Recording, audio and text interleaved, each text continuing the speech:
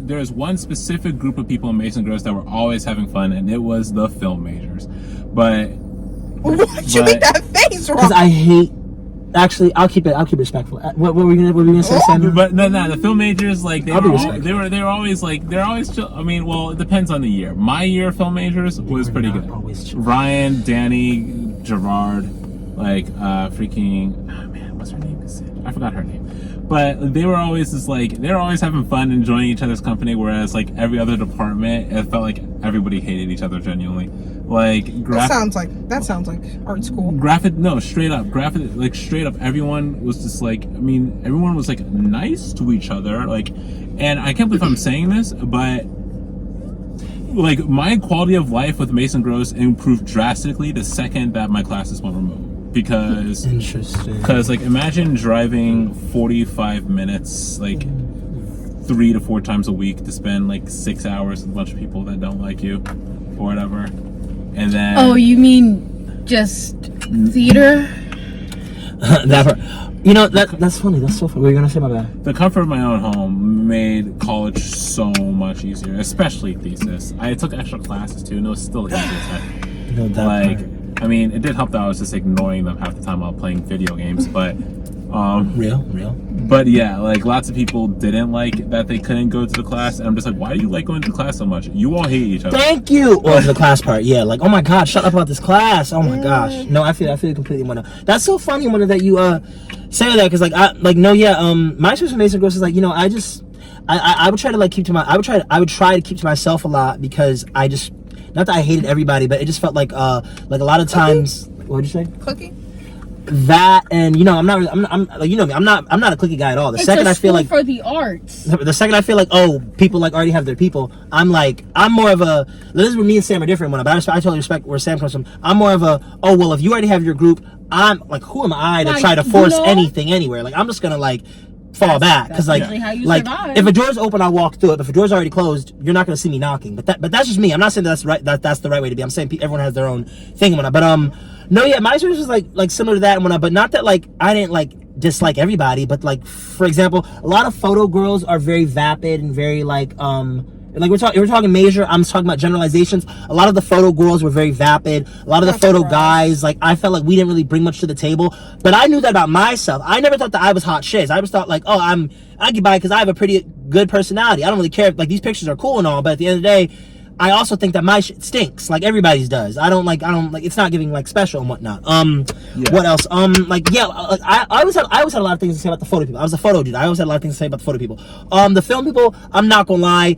just left a bad taste in my mouth. Always give pretentious and that they just like know so much. And what I give film people grace with is that because this is your specific major, I already expect you to know a certain amount of knowledge about it that I obviously don't. So I will always give like if Amanda's biology, I'll be like, well, I bet Amanda knows more about biology than me. But like I don't give a shit. I don't think that makes Amanda like hot shit or whatever. Like, oh, you cool and all, but you know, like don't get a big head because it could get brought back down real quick. My mouth is reckless. I'll humble you. As you should. That part, but especially them film. And I think I know the type you're talking about because I've seen the film major girlies on TikTok, and they cannot stand the film bros.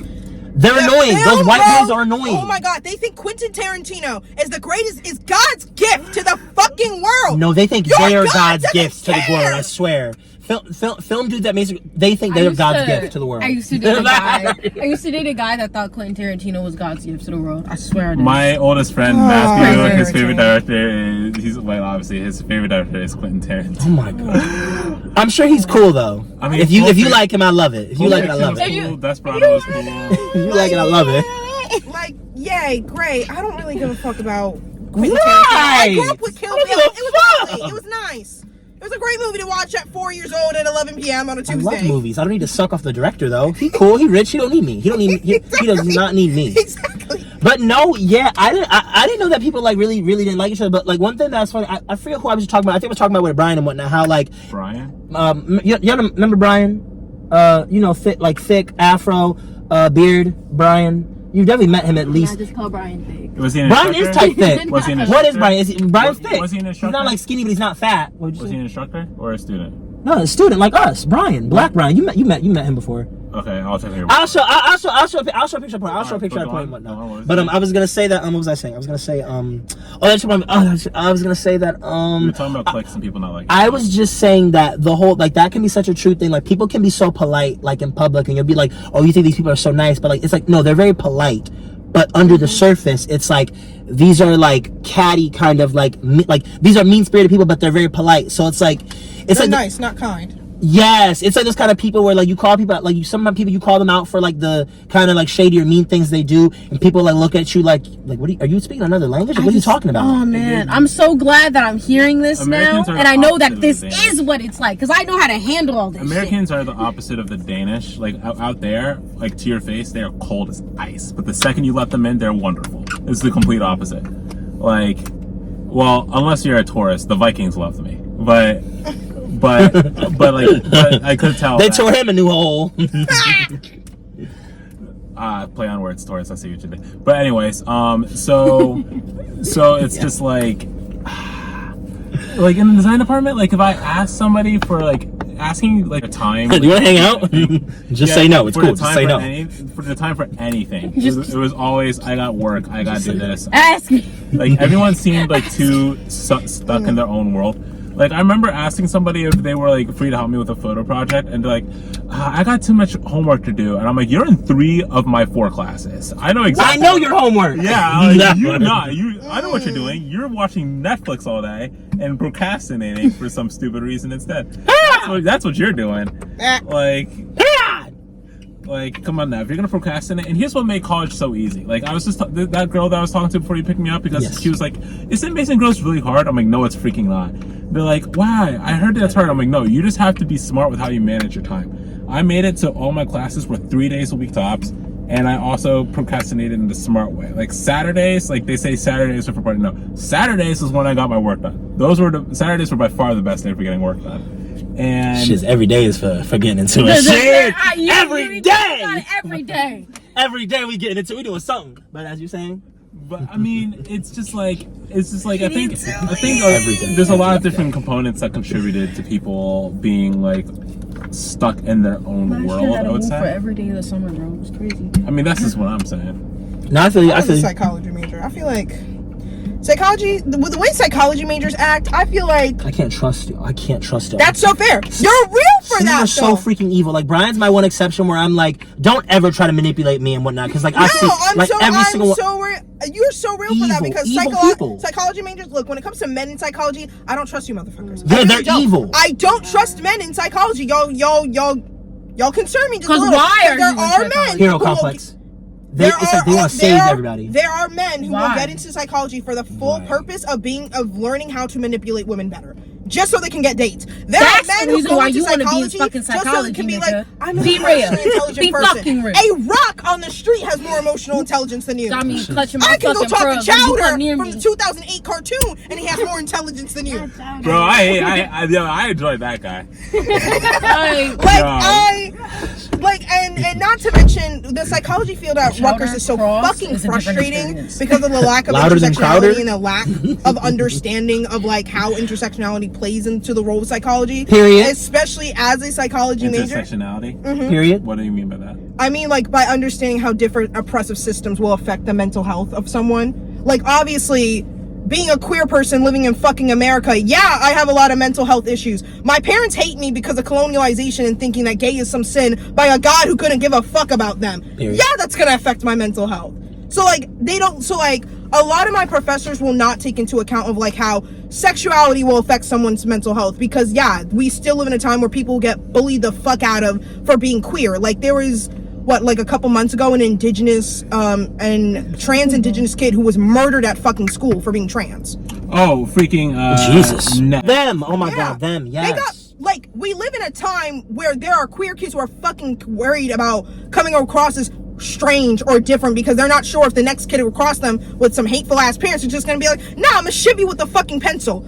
It is 8th period and the bell is about to fucking ring. What are we doing here? You know What's going on? You know what I mean? Or talking about how racism affects the mental health because, yeah, post-traumatic slave post-traumatic slave syndrome is still a thing. There are still generations of black people who are still acting as though they lived in enslaved times. That whole entitlement feeling your parents have around you and treating you like a slave if you grew up in a black household, especially an African household, does come from the fact that during enslaved times, enslaved children could just be taken away from their parents at any fucking moment. Master saw you were a little too smart, they go take your ass. Now you're sold to a farm in the middle of fucking Pennsylvania. Why do you think your mother told you Virginia. CPS was coming to take you away, darling? Like your parents still beat you because they think that's the only way to raise you? Please, from slavery. Because that's not a thing that originated in Africa. Beating children is not a natural phenomenon there. And it genuinely pisses me the fuck off as an African that we've convinced our fucking selves that that shit's normal. It's fucking not. Because in my eyes, as a psychology major, if you have to beat someone to get your point across, you are terrible at communication. You have no emotional intelligence. Exactly. What do I need to hit you when I can use words and communicate? You know what I mean? Talk to me. Ask me. And the idea that children are essentially these like ottomans that just exist with needs, like a fucking sim character, and you have no actual like psyche or any kind of mental evaluation. Again, another tool of colonialization, because that's how Europeans treated their children. That's not how, like, the whole problem of, oh, it takes a village to raise a child is quite true for Africans, because quite literally everyone was raising each other. Like, my mom grew up in a village until she was 10, and my grandma moved them to the city. My mom grew up with neighbors who would take care of her and her brothers when her mom was working at the hospital. Period. My great-grandmother was a midwife. My great-grandmother delivered all of my fucking mom's kids. Period. Sorry, my grandma's kids. And even within regular black families, that shit applies too. My mom brought me over to her sister's house all the fucking time when she had to go to work to babysit. Like my oldest cousin would watch me when she was at work too. Drive my mother to work. It does take a village to be in it's community. It is community, and it's such a strange idea, this individualistic idea, the whole nuclear family of where it's just 4 people in a house, and your parents are the only ones who are supposed to be responsible for you, and if your parents can't do it, well, they're failures of people. No, the fuck they're not. Let's all be fucking honest. Children are fucking nightmares. Small. I know I was a nightmare as a fucking child. I will admit that right now. Small human beings have no clue what the fuck is going on around them. They have no instinct or self-preservation. I need people to understand. Your children are small human beings. That doesn't mean they don't have souls or a mind. They're just small. They don't know what the fuck's going on. Family delicacy. I heard they taste like chicken. I heard they good. I heard they taste like chicken, but I'm not. Yeah, I'm not eating a fucking frog. Promise. Frog. It's a French dish. Yeah, I anyway. heard they good. Yeah. But like, of course, the French eat it. Your kids are not fucking robots that you can just use like slaves. So I think that as a parent, like if you are a responsible parent, until they're 18, to a capacity, it should play out how I want it to play out. But on the opposite end, you need to teach your kids to have balance. Meaning, I'll make sure that my kids know, listen, you're until 18, it's playing out how I want it to. But especially at like 15, you can't be pandering to me. You can't be looking for my approval for everything that you do. Exactly. You're gonna have to because I have friends who are on opposite ends of this. I have a friend who cared about what their parents thought, like with everything they did, and I had a legitimate adult conversation with her at why she at 23 shouldn't be worried about if her mom likes her new haircut she's getting or not. And on the opposite end, I've had friends that were straight up like out to get their parents. Oh yeah, that's annoying too. Yeah, like what beef you got with your mama? Like everything can't be her fault. You're 25 now. You should fix yourself. Yeah, like no, really. Hot take. Let go of responsibility. At some point, it's on you now to fix yourself. But also, I feel like another unpopular opinion about if you're living with your parents and you're over the age of fucking 25. And your parents ask you to pay fucking rent. That's crazy. Pay the fucking rent. Let me tell you why. Let me tell you why. Let me tell you why. Let me hear you. Let me hear you. Let me tell you why. Because right now I'm pissed as hell. I'm going through it right now. Let me hear you. So my cousins are well over 25, and they still live with their mother. Which is, I think it's fine. Because I'm all about family. It would be fine. Mm-hmm. If they weren't bums. If they were bums. No, you should contribute to your mama. Like, why would you want your mama's lights to turn off? And they don't. Not even I can pay the rent. And they don't. They don't contribute her food. They order out every time she cooks. She can never feed them. She doesn't. And when in the rent, I want you to know how much this rent is. $100. Mine's $450 and I don't even have a job and I'm chilling with that. $100 to stay. Both of them. My one cousin pays it. The other cousin hasn't paid his fucking rent. Now, why am I upset about this, you ask? I was supposed to go to a I gotta see cookout. Sam's house. I gotta see that house. My uncle was supposed to be cooking and grilling, and I'm supposed to be coming over there to cook and grill. He's now in a bad mood. You know why he's in a bad mood? Because one of my cousins didn't pay his rent. Okay, yeah, that's where I agree.